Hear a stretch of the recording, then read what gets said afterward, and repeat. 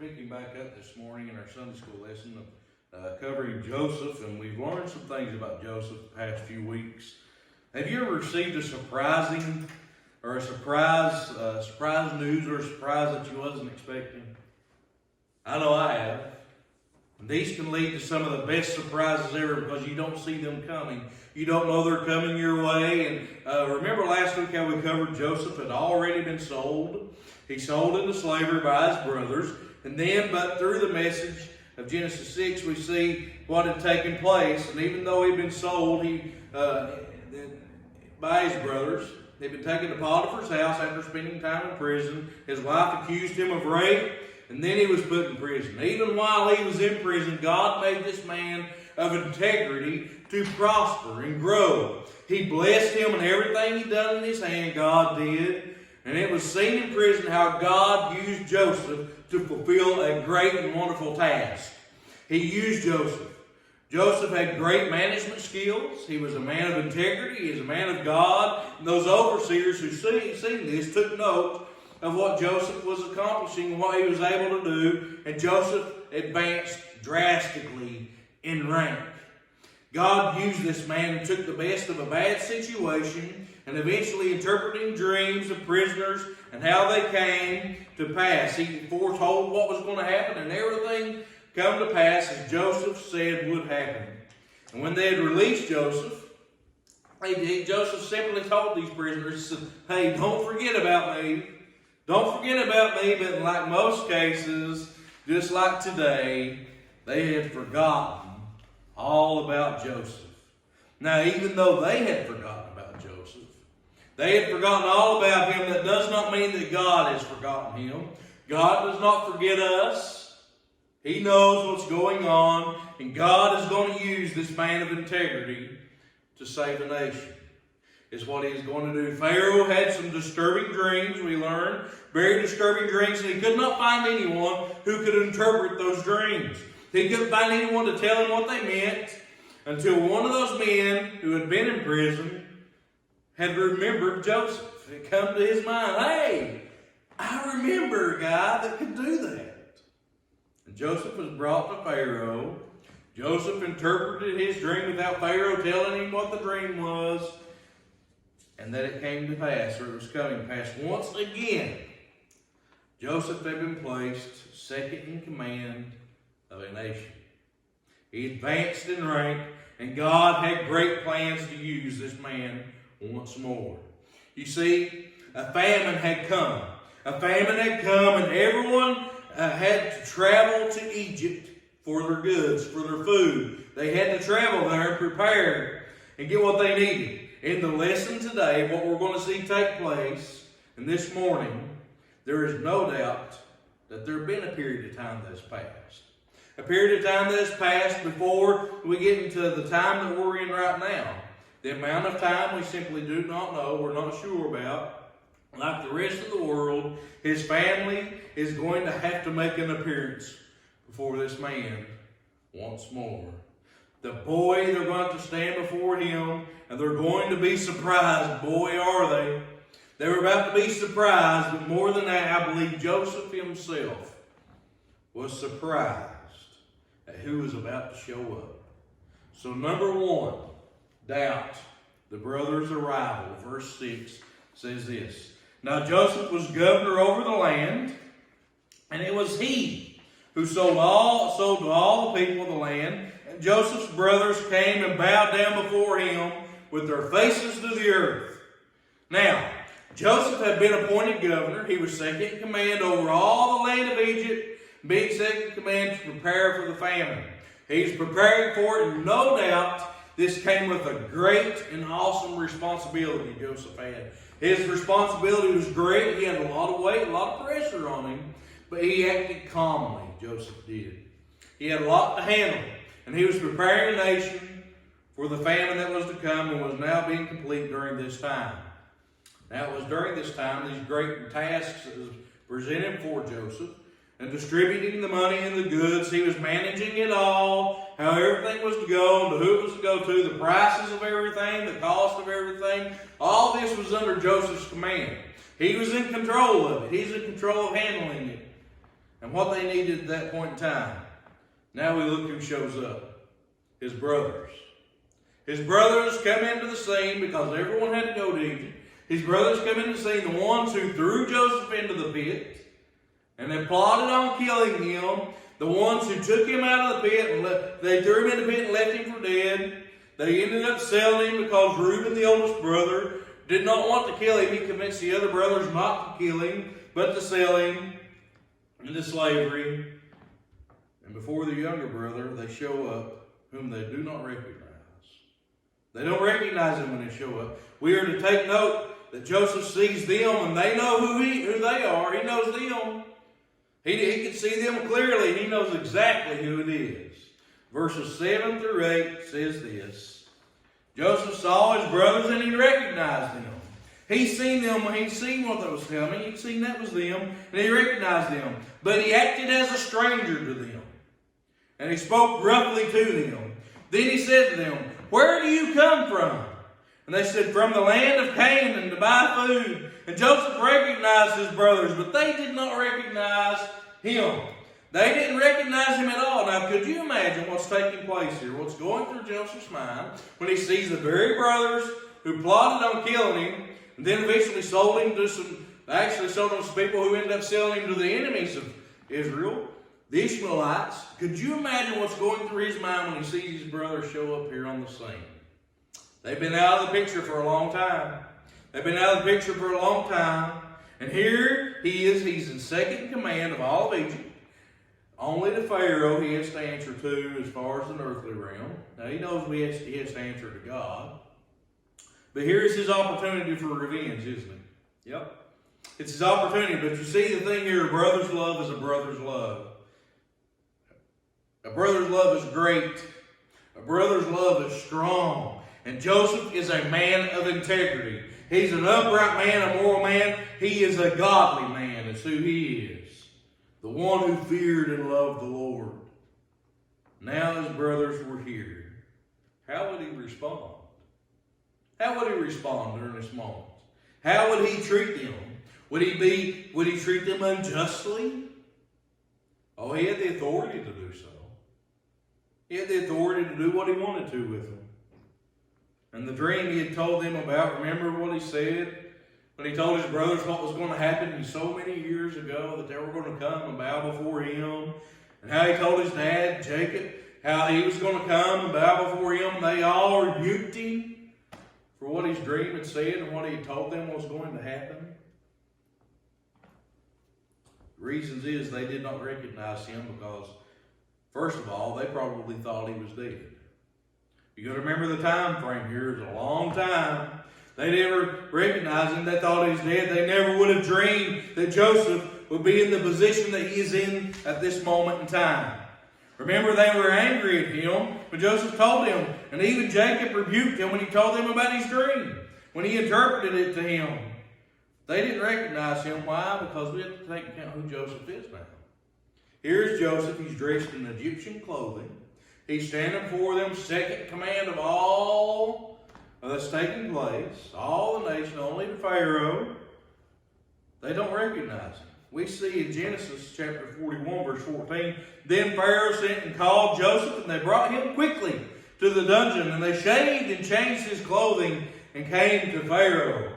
We see that, and it's taken place. We must remember, though, even though Joseph is a man of integrity, he is a moral and upright man, and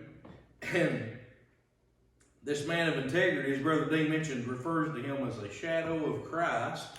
A lot of people think he is a shadow of Christ, and he is. He is still a man like you and I. He's still a human being, just like you and I. And no doubt there are questions that would have happened if he were to see his brothers again. Perhaps he wondered what would take place if I was to see them. What would happen? How would I handle this? How would he take place? And he pondered what he would do if he even did see them.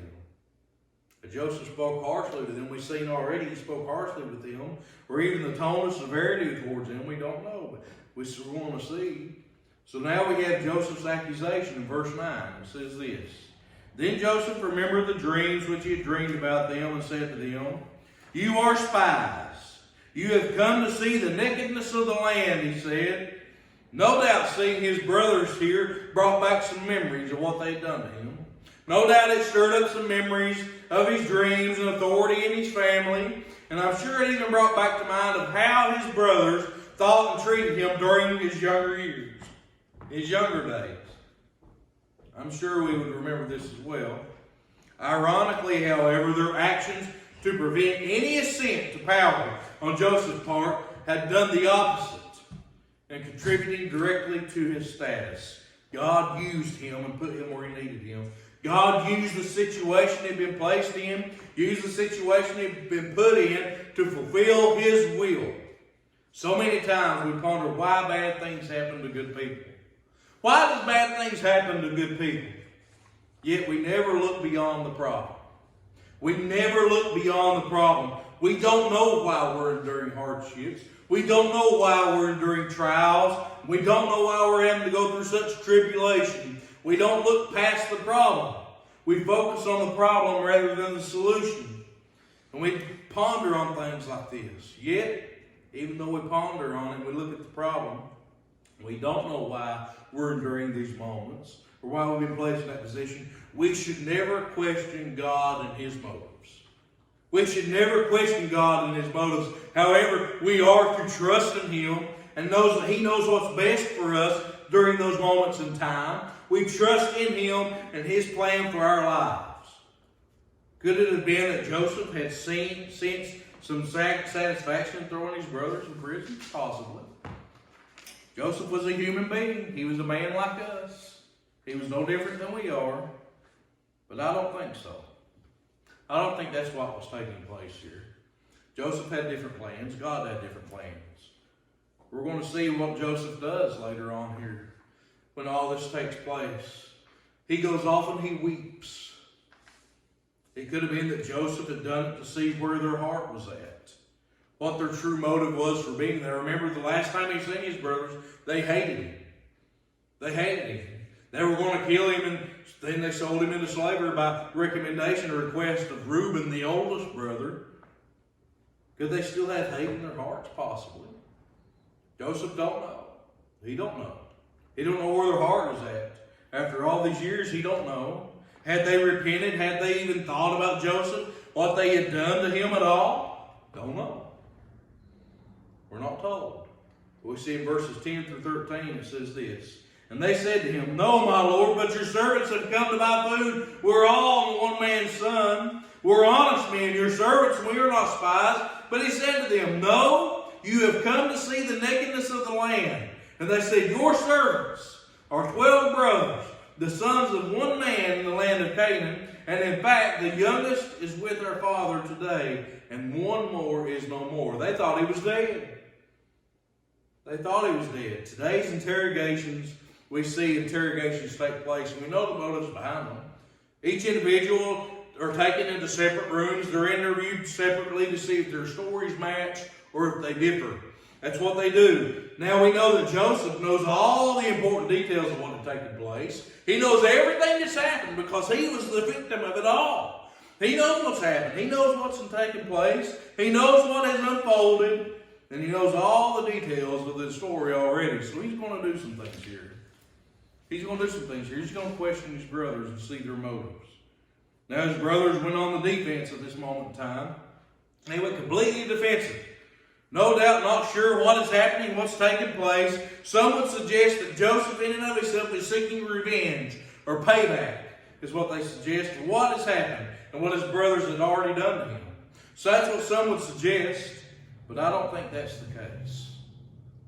I don't think that's the case. I'm sure those thoughts have crossed his mind, and they would have ours as well. Oh, if somebody does us wrong, we're quick to want revenge, aren't we? I'm sure those thoughts crossed his mind. But I don't think that's what he's doing here. I don't think that's what Joseph done. I don't think Joseph ever hated his brothers. I do think he kind of gouged them in the ribs a little bit every now and then, kind of poking fun at him. Because Joseph, remember, Joseph was the favorite. He was Jacob's favorite. But I don't think he ever hated his brothers. We must keep in mind that Joseph is unaware that they've even lied to Jacob, telling him that his brothers told him that he had died, that he was killed by some wild animal. He don't know about that. He's unaware that they lied to him about his death. We see Genesis 37, 31 through 34. So they took Joseph's tunic, they killed the goats, and they dipped the tunic in blood. Then they sent the tunic of many colors, remember Joseph's coat of many colors, and they brought it before their father and said, "We found this. Do you know whether it is your son's tunic or not?" And he recognized it and said, "It is my son's tunic. A wild beast has devoured him. Without doubt, Joseph is torn to pieces." Then Jacob tore his clothes, put on sackcloth on his waist, and mourned for his son for many days. Joseph was his favorite. He showed favoritism. We should never do that as parents. But Jacob did. We see in verse 14, "But Joseph said to them, 'It is as I spoke to you, saying, you are spies.'"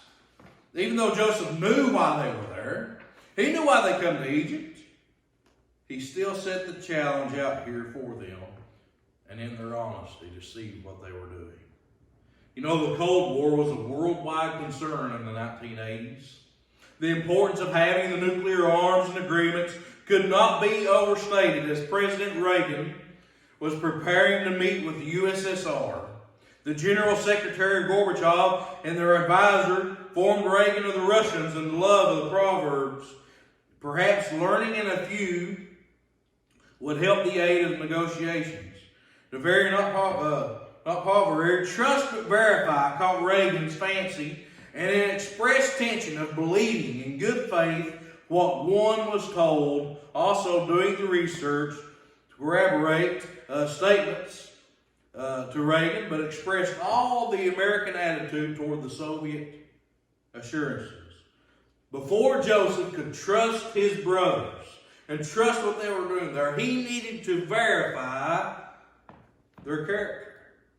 He needed to see if their character changed, what their motives were. He needed to see if their character changed. How well does Joseph trust but verify the method of work as a Christian principle? Before Joseph could really trust his brothers again and what they'd done, given their past history, what they had already done to Joseph in the past, he needed to verify their character. He needed to see what their character was like. Have you ever been that way? I have. You had to verify what their character was like. Have you ever had someone take advantage of you and done you wrong? Absolutely, we've all had it. And before we actually can mend that relationship or really get to trust them again, we have to see what their motives are when they come back into your life. We have to verify their character, their well-being, what their true intentions are before they take advantage of us again. We have to see what it's like. Don't you have to see what kind of person they are now or what their character is like before you can trust them again? Absolutely. Absolutely. Of course we do. And that's what Joseph does here with his brothers. He's wanting to see what their character is like. So now we see Joseph's alternative, verses 15 through 16. And it says this: "In this manner you shall be tested. By the life of Pharaoh you shall not leave this place unless your youngest brother comes here. Send one of you and let him bring your brother, and you shall be kept in prison, that your words may be tested to see whether this is any truth, or else by the life of Pharaoh you are surely spies." Well, you see, Joseph had given these men a chance. They had given these men a chance to prove they were who they were and who they claimed to be. He gave them a chance to step up to the plate.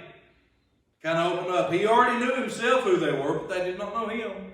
They didn't recognize Joseph, who they were, and mind you, he knew whether they were telling him the truth or not.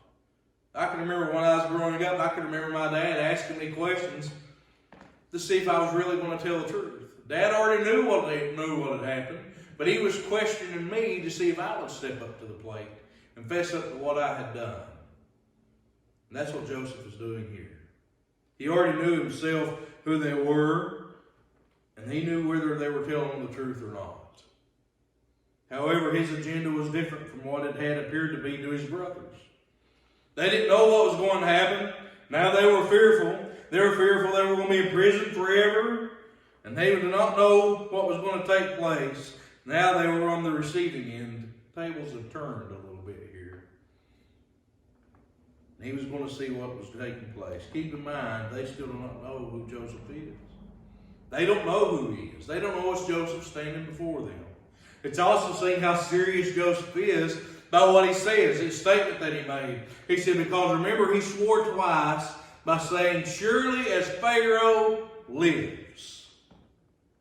And he put them all in custody for 3 days. Verse 17 tells us that. So number 2, we have the decision, Joseph's requirement. Verses 18 through 19, and it tells us this. Then Joseph said to them, on the 3rd day, do this and live, for I fear God. Now what's odd about that statement? I fear God. If you are honest men, let one of your brothers be confined to your prison house. But you go and carry a grain of famine for your houses. On the 3rd day, apparently after more and more thought had come to Joseph's mind, how he had studied what was taking place. He studied them and how he was going to approach the issue. Sometimes it's best for us to step back and observe the situation before we jump in head over heels. That's what Joseph's doing. But when he observed the issue and how he's going to approach the issue, he sees here what he's going to do, what's going to take place. Through much prayer. It's what he does, and I'm sure Joseph was all ready to dictate a different set of conditions for his brothers. Now, from our viewpoint, Joseph was clear.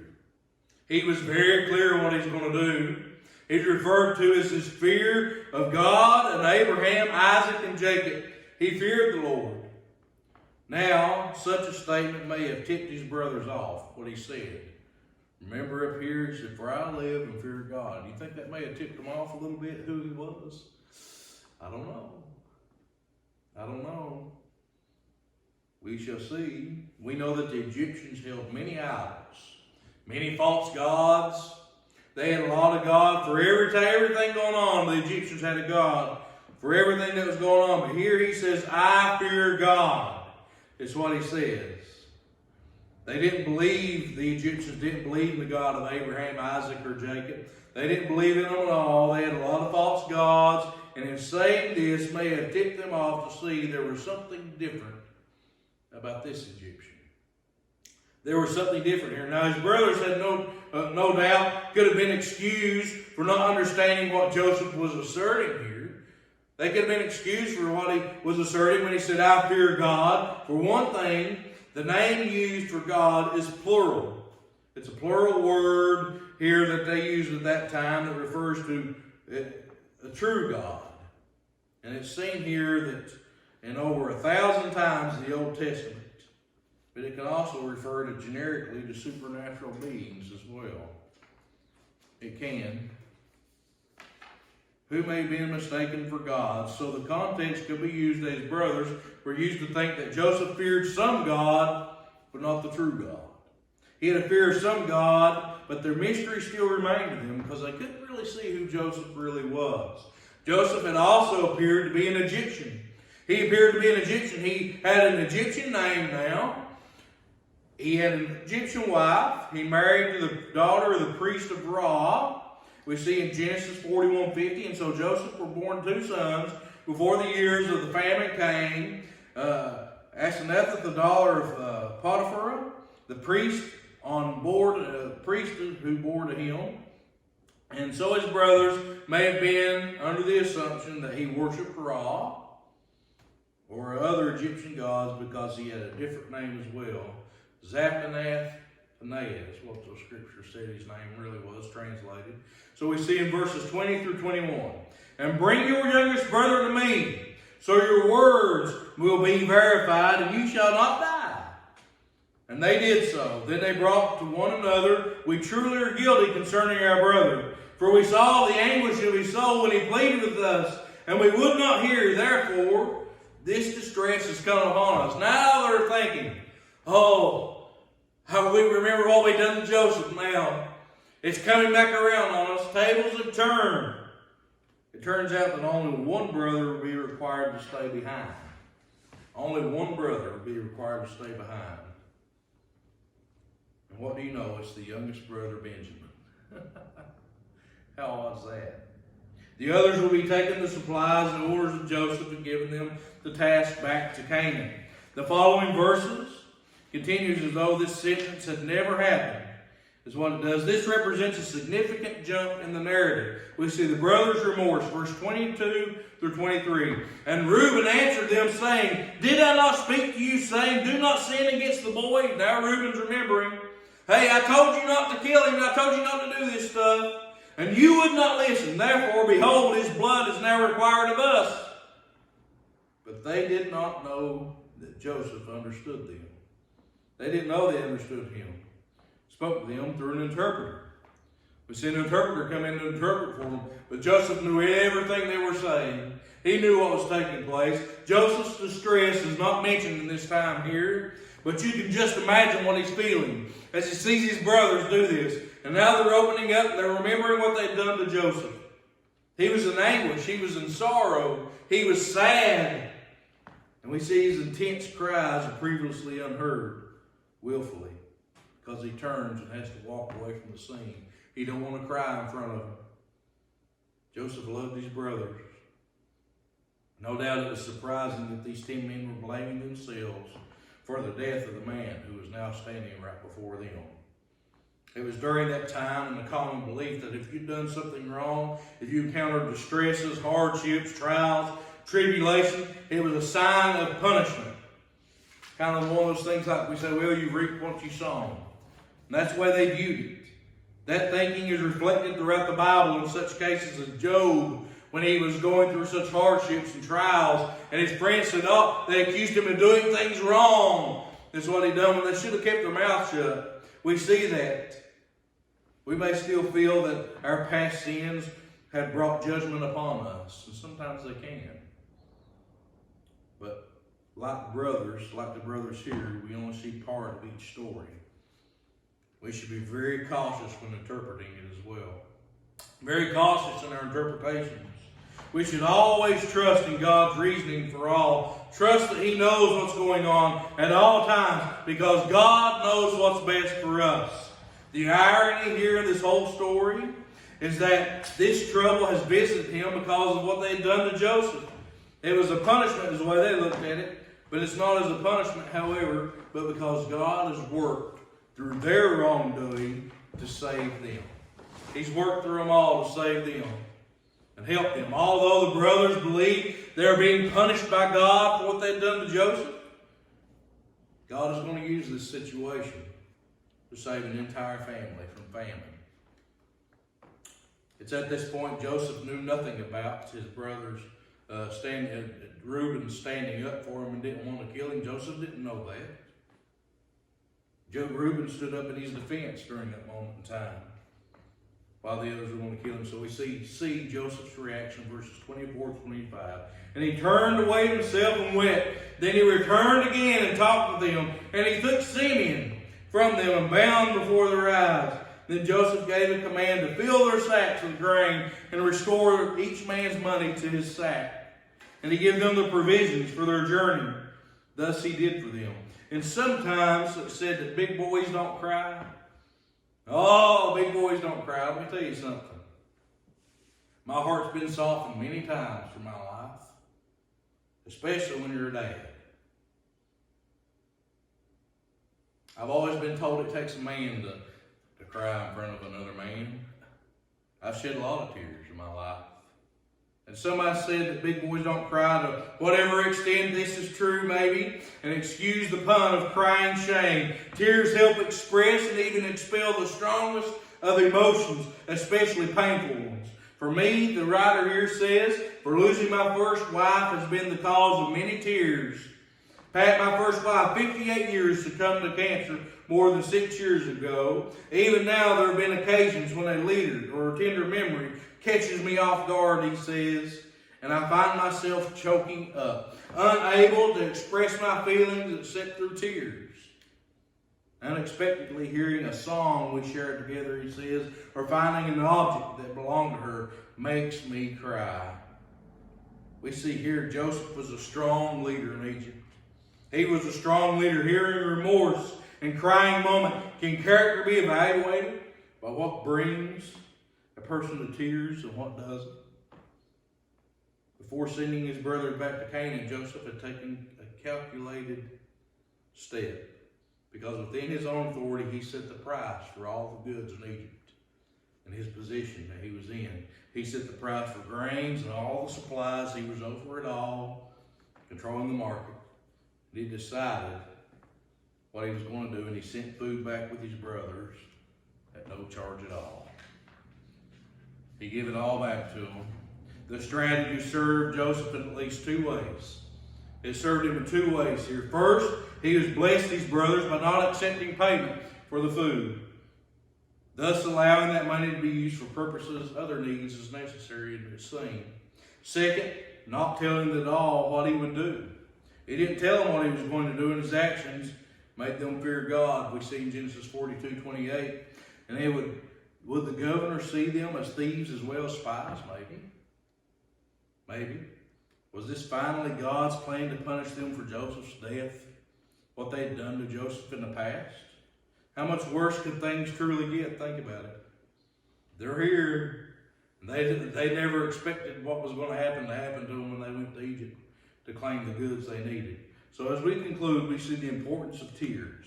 Joseph had settled into a life in Egypt. He'd already settled down, and we learned previously that Joseph just about completely forgot about his past life, other than his faith in God.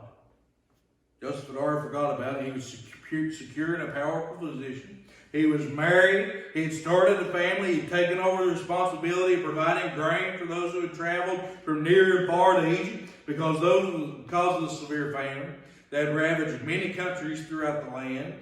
It was a business as usual for Joseph until he looked up and he saw his brothers, a group of 10 men standing before him that sold him off into slavery and had plotted to kill him, dressed like he used to dress when he lived in Canaan. And then he realized these were his brothers. They too had come to Egypt to buy grain because that's the only place they could get it. They come to Egypt to buy grain. That Joseph's motives for acting as he did toward his brothers were not rooted in selfishness or vindictiveness. He wasn't being vindictive, and as seen in most of his tears, he could not control his emotions when he had heard his brothers and he learned that Reuben had actually stood up for him, not wanting to kill him. And he had to turn, and he walked away out of the room and wept, turned his back because he didn't want to weep in front of his brothers. Though the brothers did not know that the governor of Egypt that was standing before them was their brother they had thought they killed. Planning to see how his father again would keep the whole family safe. While Joseph was hiding his true identity from his brothers, he was keeping it from his brothers. His declaration that I fear God was the truth. It was. The brothers did not realize what a comfort that declaration could have been for them, or should have been for them. Joseph's tears revealed his heart for all time. So our thought to remember will be this. The fear of God must guide our decisions. Every decision you make in this life, the fear of God should rule it all. Your fear of God and the results that follow every action, every decision you face in this life should be the deciding factor of your step forward.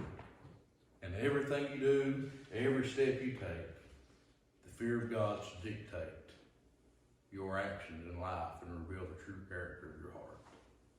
Thank you.